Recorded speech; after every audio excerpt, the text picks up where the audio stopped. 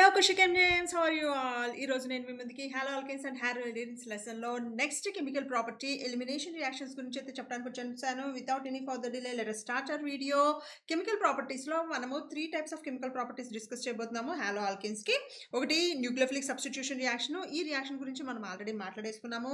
Different reaction mechanisms గురించి మాట్లాడాము. SN1 అన్నాము, SN2 అన్నాము. ఈ ఈ రెండింటికి సంబంధించి డిఫరెంట్ మెకానిజమ్స్ ఎలా ఉంటాయి, స్టీరియో కెమికల్ ఆస్పెక్ట్స్ ఎలా ఉంటాయి అని కూడా చదివాము. దాని తర్వాత ఈ రెండింటికి కాంబినేషన్‌లో లైక్ కంపారిజన్ కూడా చదివాము. ఎలా జరుగుతుంది ఏంటి అని డిఫరెన్సెస్ లాగా అలా కూడా చదువుకున్నాము. ఇవాళ మనం డిస్కస్ చేయబోతుంది second chemical property of hollow alkanes, అది ఎలిమినేషన్ రియాక్షన్ అన్నమాట. ఈ రెండు కాకుండా నెక్స్ట్ వీడియోస్‌లో మనం రియాక్షన్ విత్ ద మెటల్స్ కూడా చూద్దాము. సో ఈ రోజు మనం డిస్కస్ చేయబోతుంది ఎలిమినేషన్ రియాక్షన్.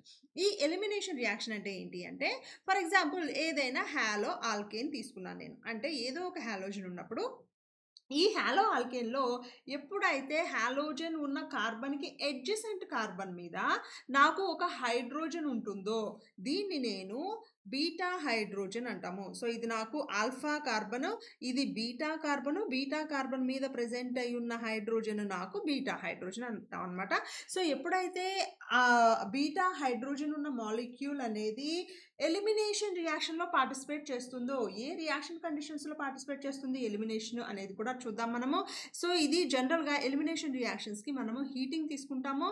అలాగే ఆల్కహాలిక్ KOH కానీ ఆల్కహాలిక్ NaOH రియాక్టెంట్ ప్రెజెన్స్‌లో మనకి ఎలిమినేషన్ రియాక్షన్స్ ఎక్కువ జరుగుతూ ఉంటాయి అన్నమాట.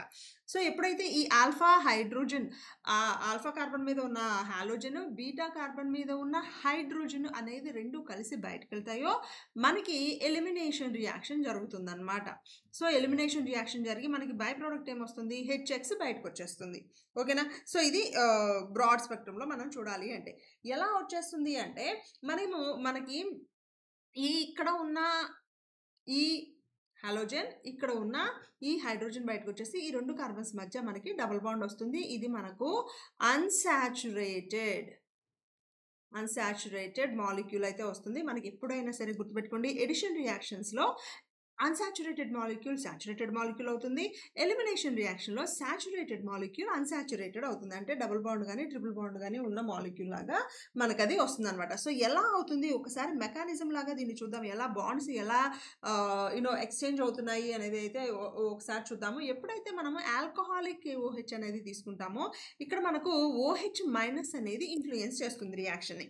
అంటే ఇప్పుడు నాకు ఇక్కడ కార్బన్ మీద హైడ్రోజన్ ఉంది కదా, బీటా కార్బన్ మీద నాకు హైడ్రోజన్ ఉంది, ఇక్కడ ఒక హాలోజన్ ఉంది. ఎప్పుడైతే నాకు OH మైనస్ అనేది వస్తుందో ఇది H ప్లస్ మీద అటాక్ అవుతుంది. సో ఇది H ప్లస్ మీదకి అటాక్ అయినప్పుడు ఇక్కడ ఉన్న పెయిర్ ఆఫ్ ఎలక్ట్రాన్స్, ఈ బాండ్లో ఉన్న పెయిర్ ఆఫ్ ఎలక్ట్రాన్స్ నాకేమవుతాయంటే ఇక్కడికి షిఫ్ట్ అవుతాయి. అలాగే ఈ కార్బన్కి హాలోజన్కి మధ్యలో ఉన్న పెయిర్ ఆఫ్ ఎలక్ట్రాన్స్ నాకు బయటికి షిఫ్ట్ అవుతాయి అనమాట. సో దానివల్ల నాకేమవుతుంది అంటే కార్బన్కి మధ్యలో డబుల్ బాండ్ వచ్చేసి HX అనేది బయటకు వస్తుంది. ఆర్ H అనేది నాకు H2Oగా బయటకు వచ్చేసి X మైనస్ అనేది బయటకు వస్తుంది అనమాట. ఇది మనము మెకానిజంలా కూడా చెప్పచ్చు, కానీ దీన్ని ప్రాపర్ మెకానిజంలా అనలేము. జస్ట్ మనం అర్థం చేసుకోవడానికి ఎలా ఏది వచ్చి దేంతో రియాక్ట్ అవుతుంది, ఎందువల్ల H ప్లస్ X మైనస్ బయటకు వస్తుంది అని అర్థం చేసుకోవడానికి అయితే ఇది వాడచ్చు. అయితే ఈ ఎలిమినేషన్ రియాక్షన్స్ చూసేటప్పుడు మనకి ఈ హాలో ఆల్కేన్ అనేది ఎలా ఉంది అంటే ఏ మాలిక్యూల్ తీసుకుంటున్నాము అన్న దాన్ని బట్టి మనకి ప్రోడక్ట్ అనేది డిఫరెంట్ ప్రోడక్ట్స్ పాసిబుల్ అవుతాయి. అంటే ఫర్ ఎగ్జాంపుల్ మనకి CH3, నేను ఒక ఎగ్జాంపుల్ తీసుకుంటున్నాను. CH2Cl ఉందనుకోండి, దీన్ని నేను ఆల్కహాలిక్ KOH ప్రెజెన్స్లో హీట్ చేసినప్పుడు నాకు వచ్చే product CH2 double bond CH2 వస్తుంది. దీంతో పాటు HCl అనేది బయటకు వెళ్ళిపోతుంది. సో నాకు ఇక్కడ వచ్చిన ఆల్కీన్ అనేది సిమెట్రికల్ ఆల్కీన్. అంటే నేను ఈ డబుల్ బాండ్ని ఎగ్జాక్ట్గా మధ్యలో ఫోల్డ్ చేస్తే ఇటువైపు ఏ గ్రూప్ ఉందో ఇటువైపు కూడా అదే గ్రూప్ ఉంది, కాబట్టి ఇది నాకు సిమెట్రికల్ ఆల్కీన్ వస్తుంది. సో ఎప్పుడైతే ఎలిమినేషన్ రియాక్షన్లో నాకు సిమెట్రికల్ ఆల్కీన్స్ రావడానికి పాసిబిలిటీ ఉందో అప్పుడు నాకు అదే ప్రోడక్ట్, ఆ ఒక్క ప్రోడక్టే రావడానికి పాసిబిలిటీ ఉంటుంది. అయితే ఎప్పుడైతే నాకు ఫర్ ఎగ్జాంపుల్ CH3 CH ఇక్కడ Cl ఉండేసి ఇక్కడ CH3 ఉందనుకోండి, ఇక్కడ నాకేమవుతాయంటే రెండు పాసిబిలిటీస్ ఉంటాయి. రెండు పాసిబిలిటీస్ ఎలా ఉంటాయి చూడండి. ఫస్ట్ పాసిబిలిటీ ఇక్కడ క్లోరిన్ డెఫినెట్గా బయటకు వెళ్తుంది. ఇక్కడ క్లోరిన్ డెఫినెట్‌గా బయటికెళ్తోంది. అయితే ఈ క్లోరిన్‌తో పాటు ఇక్కడ హైడ్రోజన్ బయటికెళితే అంటే ఇది నాకు ఆల్ఫా కార్బన్ అవుతుంది. ఇది నాకు ఆల్ఫా కార్బన్ అయింది. ఇది నాకు బీటా కార్బన్ అయింది. అలాగే ఇది కూడా బీటా కార్బన్ అయింది. సో, ఈ ఆల్ఫా, ఈ బీటా ఒక పెయిర్‌గా ఉన్నప్పుడు నాకు CH2 double bond CH, CH2, CH3 అనే ఒక ప్రొడక్ట్ రావచ్చు. దాంతో పాటుగా ఈ ఆల్ఫా, ఈ బీటా నుంచి ఇక్కడ నుంచి క్లోరిన్, ఇక్కడ నుంచి హైడ్రోజన్ గనక మిస్ అయితే నాకు CH3 single bond CH, double bond CH, CH3 రావచ్చు. సో, ఎప్పుడైతే నాకు ఎలిమినేషన్ రియాక్షన్‌లో 2 పాసిబిలిటీస్ ఉన్నాయో నాకు ఇక్కడ ఒక రూల్ అయితే అవసరం అవుతుంది. అంటే ఏది ఎక్కువగా డామినేటింగ్‌గా రియాక్షన్ ఏ ప్రోడక్ట్ వస్తుంది, ఏ ప్రోడక్ట్ లెస్ డామినేటింగ్ వస్తుంది అనేది. సో, ఇది డిసైడ్ చేయడానికి మనము ఒక కొత్త రూల్‌ని అయితే అండర్‌స్టాండ్ చేసుకుంటాం. ఆ రూల్ పేరేంటి అంటే సేడ్జెఫ్ రూల్ అంటాము లేదా జెట్ సేవ్ రూల్ అంటాము. సో, ఈ రూల్ ఏం డిఫైన్ చేస్తుంది అంటే ఇన్ ద డీహైడ్రోహాలోజినేషన్ రియాక్షన్ అంటే ఏ రియాక్షన్‌లో అయితే మనం హైడ్రోజన్‌ని, హాలోజన్‌ని బయటకు తీస్తున్నామో ఆ రియాక్షన్‌లో the preferred product is that alkene which has the greater number of alkyl groups attached to the doubly bonded carbon atoms. So, మనకి ఏదైతే డబుల్ బాండ్ ఫామ్ అవుతుందో ఈ ఫామ్ అవుతున్న డబుల్ బాండ్‌కి more number of alkyl groups ఎక్కడుంటాయో అది మనకు major product. ఆ ప్రోడక్ట్ మనకి మేజర్‌గా వస్తుంది అన్నాడు. అంటే నేను ఇందాక రాసిన ఈ మాలిక్యూల్‌లో, ఈ ప్రొడక్ట్‌లో నాకేమొస్తుంది ఇక్కడ డబుల్ బాండ్ ఉంది. ఈ డబుల్ బాండ్‌కి నాకు ఇదొక్కటే ఆల్కైల్ గ్రూప్ ఉంది. ఈ డబుల్ బాండ్‌కి ఇది ఒక ఆల్కైల్ గ్రూప్ ఉంది. ఇది ఒక ఆల్కైల్ గ్రూప్ ఉంది. సో, నాకు ఇది మేజర్ ప్రొడక్ట్ అవుతుంది. ఇది మైనర్ ప్రొడక్ట్ అవుతుందన్నమాట. అది ఎలా అవుతుంది ఏంటి అనేది ఒకసారి చూద్దాం చూడండి. సో, వేరే ఎగ్జాంపుల్ తీసుకుంటున్నాను. CH3, CH, Cl,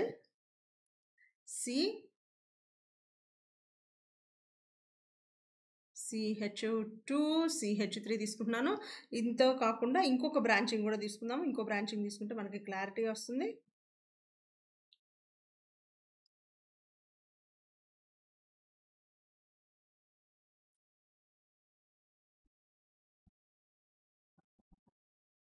CH3, H ఇలా తీసుకుందాం. ఇప్పుడు చూడండి నాకు ఈ కార్బన్ మీద ఎన్ని ఆల్ఫా కార్బన్స్ ఉన్నాయి? ఒక ఆల్ఫా కార్బన్ ఉంది. ఎన్ని బీటా ఉన్నాయి కార్బన్స్? నాకు ఇది ఒక బీటా ఉంది.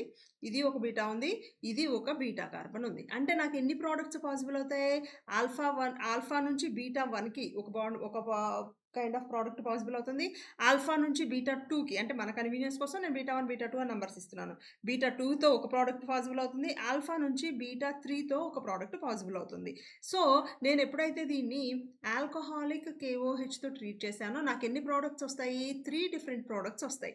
సో, 3 డిఫరెంట్ ప్రోడక్ట్స్ రాద్దాం చూడండి. ఫస్ట్ నేను ఆల్ఫా అండ్ బీటా 1 కాంబినేషన్‌లో రాసిన. అంటే ఈ కార్బన్‌కి మధ్యలో డబుల్ బాండ్ రావాలి. సో, నాకేమవుతుంది? CH2 డబుల్ బాండ్ C ఇక్కడ CH, CH3, CH3 ఇది ఒక ప్రోడక్ట్. ఇక్కడ CH2, CH3 ఇది ఒక ప్రోడక్ట్ దీని పేరు మనం నంబర్ 1 అందాము. అలాగే ఇక్కడ ఆల్ఫా నుంచి బీటా 2 మధ్యలో అంటే ఇక్కడ ఉన్న ఒక హైడ్రోజన్, ఇక్కడ ఉన్న క్లోరిన్ గనక మిస్ అయితే నాకు ఈ కార్బన్‌కి మధ్యలో డబుల్ బాండ్ వస్తుంది. అంటే CH3, C double bond CH, CH3 అలాగే కింద CH, CH3, CH3 అలాగే థర్డ్ ప్రోడక్ట్ కూడా వస్తుంది కదా దేని నుంచి ఆల్ఫా నుంచి బీటా 3 మధ్యలో ఉన్న ఈ హైడ్రోజన్ ఇక్కడ క్లోరిన్ పోతుంది అనుకుంటే నాకు ఈ కార్బన్‌కి మధ్యలో డబుల్ బాండ్ వస్తుంది.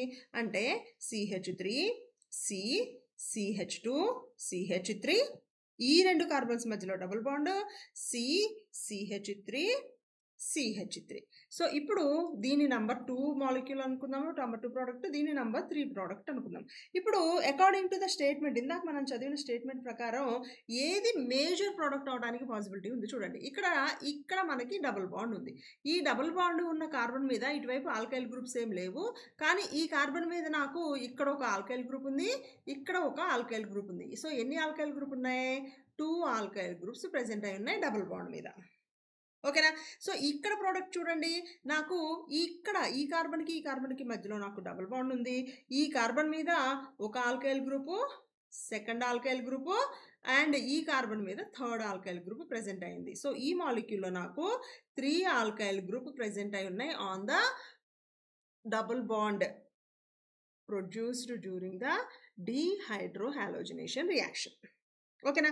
సో థర్డ్ మాలిక్యూల్లో చూడండి నాకు డబుల్ బాండ్ అనేది ఈ కార్బన్కి మధ్యలో జనరేట్ అయింది. సో ఈ డబుల్ బాండ్ ఉన్న కార్బన్ మీద ఇక్కడ ఒక ఆల్కైల్ గ్రూప్ ఉంది, ఇక్కడ ఇంకొక ఆల్కైల్ గ్రూప్ ఉంది 2, ఇక్కడ ఒక ఆల్కైల్ గ్రూప్ ఉంది 3, ఇక్కడ ఇంకొక ఆల్కైల్ గ్రూప్ ఉంది 4, 4 ఆల్కైల్ గ్రూప్స్ ఉన్నాయి. సో ఎప్పుడైతే నంబర్ ఆఫ్ ఆల్కైల్ గ్రూప్స్ ఎక్కువ ఉన్నాయో అది మనకు మేజర్ ప్రోడక్ట్ అవుతుంది. ఏది మేజర్ ప్రోడక్ట్? నాకు ఇది మేజర్ ప్రోడక్ట్ అవుతుంది అనమాట. సో ఎప్పుడైతే ఎలిమినేషన్ రియాక్షన్స్ చేస్తామో అప్పుడు ఎలిమినేషన్ జరిగినప్పుడు ఏ ఆల్కీన్ వస్తుంది, పక్కన అడ్జసెంట్ కార్బన్ మీద ఎన్ని హైడ్రోజన్స్ ఉన్నాయి చూసుకోవాలి. అలా పాసిబిలిటీ ఉన్న వాటిలో ఎలిమినేషన్ చేసినప్పుడు ఏ మాలిక్యూల్ ఎక్కువగా స్టేబుల్గా ఉంటుంది చూసుకోవాలి. దాన్ని బట్టి అది మేజర్ ప్రోడక్ట్ అనాలి. ఓకే, ఇది ఎలిమినేషన్ రియాక్షన్స్ గురించి మనం నేర్చుకునింది. అయితే ఇక్కడ జనరల్గా మనం కన్సిడర్ చేయాల్సిన ఒక పాయింట్ ఏంటి అంటే, ఇక్కడ ఎలిమినేషన్ రియాక్షన్స్లో మనము న్యూక్లియోఫైల్ని కన్సిడర్ చేసాం. ఏం న్యూక్లియోఫైల్ని కన్సిడర్ చేసాము? ఆల్కహాలిక్ KOHలో OH మైనస్ వచ్చి అటాక్ అవుతోంది అని చెప్తున్నాం. ఎప్పుడైతే ఈ OH మైనస్ వచ్చింది అని చెప్తున్నామో ఇది మనకి న్యూక్లియోఫిలిక్ సబ్స్టిట్యూషన్ రియాక్షన్ పాసిబుల్ అవ్వచ్చు, అలాగే ఎలిమినేషన్ రియాక్షన్ కూడా పాసిబుల్ అవ్వచ్చు. మరి ఏది పాసిబుల్ అవుతుంది అంటే ఈ రెండింటికి కంపారిజన్ చూడాలి మనం. ఎలిమినేషన్ రియాక్షన్స్ ఏది పార్టిసిపేట్ చేస్తుంది, సబ్స్టిట్యూషన్ రియాక్షన్స్ ఏది పార్టిసిపేట్ చేస్తుంది అనేది మనకి తీసుకోవాలన్నమాట. అంటే ఎందుకంటే ఎలిమినేషన్ రియాక్షన్స్లో కూడా మనకి ఒక న్యూక్లియోఫైల్ వచ్చేసి మనకి రియాక్షన్ ఇనిషియేట్ చేస్తుంది. సో అంటే రియాక్షన్ కండిషన్స్ని బట్టి మారుతుంది అనమాట. సో దీనికి ఒక సింప్లెస్ట్ ఏంటి అంటే మనం నేర్చుకోవాల్సింది, నేను మీకు మాలిక్యూల్ వైజ్గా చెప్తాను, చాలా సింపుల్గా ఉంటుంది. ఆల్కైల్ గ్రూప్స్ గురించి మాట్లాడదాం. సో ఎప్పుడైతే నాకు CH3 గ్రూప్ ఉందో, ఇది గుర్తుపెట్టుకోండి, ఇది జస్ట్ పాయింట్ వైజ్గా ఇచ్చేస్తున్నాను నేను మీకు. ఎప్పుడైతే CH3 గ్రూప్ ఉందో ఇది మోస్ట్లీ బైమాలిక్యులర్ రియాక్షన్ పార్టిసిపేట్ చేస్తుంది. బైమాలిక్యులర్ అంటే మనకి SN2 మెకానిజము మోస్ట్లీ ప్రిఫరబుల్ అనమాట, అంటే రియాక్షన్ కండిషన్స్ని బట్టి. అలాగా అంటే SN2 reaction bimolecular SN2 reaction CH3 అనేది త్వరగా పార్టిసిపేట్ చేస్తుంది, సబ్స్టిట్యూషన్ రియాక్షన్స్లో పార్టిసిపేట్ చేస్తుంది. ఎలిమినేషన్ రియాక్షన్కి దీనికి అసలు పాసిబిలిటీ లేదు మనకి, ఎందుకంటే CH3లో పక్కన బీటా కార్బన్ అనేది మనకి లేదు. సో నో ఎలిమినేషన్ రియాక్షన్లో మనకు అసలు ఛాన్స్ లేదు. సో దీని తర్వాత ప్రైమరీ అంటే ఏంటి? నాకు ఆల్కైల్ గ్రూప్ ఉంటుంది. ఎక్కడ ఆల్కైల్ గ్రూప్ ఉంటుంది అంటే హాలోజన్ అటాచ్ అయి ఉన్న కార్బన్ మీద ఫర్దర్గా వేరే ఆల్కైల్ గ్రూప్ ఉంటుంది. సో ఇక్కడ నాకేంటి పాసిబిలిటీ? నాకు SN1 పాసిబిలిటీ ఉంటుంది, SN2 పాసిబిలిటీ ఉంటుంది, అలాగే ఎలిమినేషన్ రియాక్షన్ కూడా పాసిబిలిటీ ఉంటుంది. అయితే ఏది ఎక్కువ పాసిబుల్ అవుతుంది అంటే రియాక్షన్ కండిషన్స్ చెప్తాను చూడండి. ఇక్కడ మెయిన్లీ ఇది మనకు SN2 మెకానిజంలో పార్టిసిపేట్ చేస్తుంది. అలాగే SN2 ఎలిమినేషన్ రియాక్షన్స్ అనేవి ఒకవేళ నాకు ఇక్కడ ప్రజెంట్ అయిన బల్కీ గ్రూప్ కనుక ఉంటే ఎలిమినేషన్ రియాక్షన్స్లో పార్టిసిపేట్ చేస్తుంది, డిపెండింగ్ అపాన్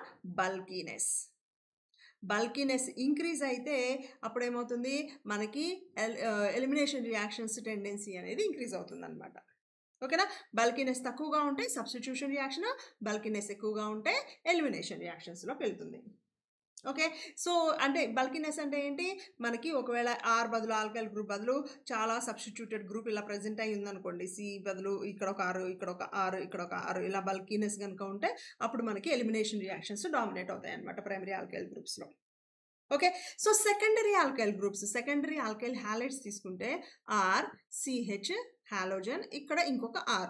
సో దీనికి కూడా మనకి మోస్ట్లీ మనకి జనరల్గా ఈ రియాక్షన్ మనకి ఎక్కువ ట్రిక్కీ అనమాట. అంటే ఇది మనకి SN1 రియాక్షన్స్ డామినేట్గా ఉంటుంది ఈ సెకండరీ ఆల్కైల్ హ్యాలైడ్స్లో. SN2 కూడా ఉంటాయి, అలాగే ఎలిమినేషన్ రియాక్షన్స్ కూడా జరుగుతాయి. ఓకే. సో ఎప్పుడైతే ఈ మూడింటికి మనకి కాంపిటీషన్ ఉంటాయో మోస్ట్లీ అంటే మైల్డ్ కండిషన్లో ఎప్పుడు కూడా SN2 రియాక్షన్సే పాసిబుల్ అవుతూ ఉంటాయి. అలాగే స్ట్రాంగ్ న్యూక్లియోఫైల్ కనుక ఉంటే అప్పుడు మనకి కొన్నిసార్లు ఎలిమినేషన్ రియాక్షన్ అవుతాయి. స్ట్రాంగ్ బేసిస్ కనుక ఉంటే అప్పుడు ఎలిమినేషన్ రియాక్షన్స్ పాసిబుల్ అవుతాయి. అలాగే హయ్యర్ టెంపరేచర్స్ దగ్గర కూడా elimination reactions. So elimination reaction జరగాలి అంటే హై టెంపరేచర్ ఉండాలి, స్ట్రాంగ్ ఎలక్ట్రోలైట్ ఉండాలి, ఆర్ స్ట్రాంగ్ న్యూక్లియోఫైల్ ఉండాలన్నమాట. ఈ కండిషన్స్ ఉంటే అప్పుడు మనకు అది ఎలిమినేషన్ రియాక్షన్ అవుతుంది. ఈ కండిషన్స్ లేకపోతే మనకి SN2 రియాక్షన్ అవుతుందనమాట. అండ్ చాలా చాలా రేర్ కేసెస్‌లో SN1 కూడా జరుగుతుంది. SN1 అంటే మనం నిన్న చెప్పుకున్నాం కదా! కంపారిజన్ సాల్వెంట్స్‌ని బట్టి డిఫరెన్స్ వస్తుందన్నాం కదా! సో, నాకు అప్రోటిక్ సాల్వెంట్, ప్రోటిక్ సాల్వెంట్ అనే డిఫరెన్సెస్‌ని బట్టి అది SN1 పార్టిసిపేట్ అవుతుందా? SN2 పార్టిసిపేట్ అవుతుందా? అనేది కూడా మనం చెక్ చేసుకోవాల్సి ఉంటుంది. అలాగే టెర్షియరీ ఆల్కైల్ హాలైడ్స్ గనుక కంపేర్ చేస్తే ఆర్ అండ్ హాలోజన్. ఇది డెఫినిట్‌గా నాకు SN2 మెకానిజం చాలా రేర్ కేసెస్. సో, SN2 అనేది ఆల్మోస్ట్ జరగదు. ఎందుకంటే స్టీరిక్ హిండ్రెన్స్ ఉంటుంది. మనకి SN2 మెకానిజంలో వాల్డెన్ ఇన్వర్షన్ జరగాల్సి ఉంటుంది. అంటే కాబట్టి కాన్ఫిగరేషన్ కంప్లీట్‌గా చేంజ్ అవ్వాలి. డైరెక్షన్ కంప్లీట్‌గా చేంజ్ అవ్వాలి కాబట్టి మనకి SN2 రియాక్షన్ జరగడానికి చాలా చాలా చాలా నెగ్లిజిబుల్ ఛాన్సెస్ ఉంటాయి. సో, మనకి నెక్స్ట్ కాంపిటీషన్ వచ్చేసి SN1 అండ్ ఎలిమినేషన్ రియాక్షన్స్‌లో ఉంటుంది. సో, ఈ రెండింటిల్లో కూడా హయ్యర్ టెంపరేచర్ గానీ, స్ట్రాంగ్ న్యూక్లియోఫైల్ గానీ మనకి దొరికింది అంటే ఉంది రియాక్షన్‌లో అంటే అది ఎలిమినేషన్ రియాక్షన్స్‌కెళ్తుంది. కొంచెం మోడరేట్‌గా ఉండింది అంటే అది SN1కెళ్తుందనమాట. సో, మనకి ఏ రియేజెంట్స్ ఇచ్చారు ఏంటి అనే దాన్ని బట్టి అది మనకి SN1 మెకానిజంలో అవుతుందా? SN2 మెకానిజం అవుతుందా? లేకపోతే ఎలిమినేషన్ రియాక్షన్ అవుతుందా? అనేది మనం అర్థం చేసుకొని ప్రొడక్ట్స్ రాయాల్సి ఉంటుంది. CBSE బోర్డ్ వాళ్ళకైతే ఇటువంటి క్వెషన్సే కొంచెం ట్రిక్కీగా ఉంటాయి. అంటే మోస్ట్‌లీ CBSE బోర్డ్ వాళ్ళని ఈ హాలో ఆల్కేన్స్‌లో రీజనింగ్ క్వెషన్స్‌లో అడిగేదేంటి అంటే ఆల్కహాలిక్ KOH వస్తేనేమో మనకి ఎలిమినేషన్ రియాక్షన్ జరుగుతుంది.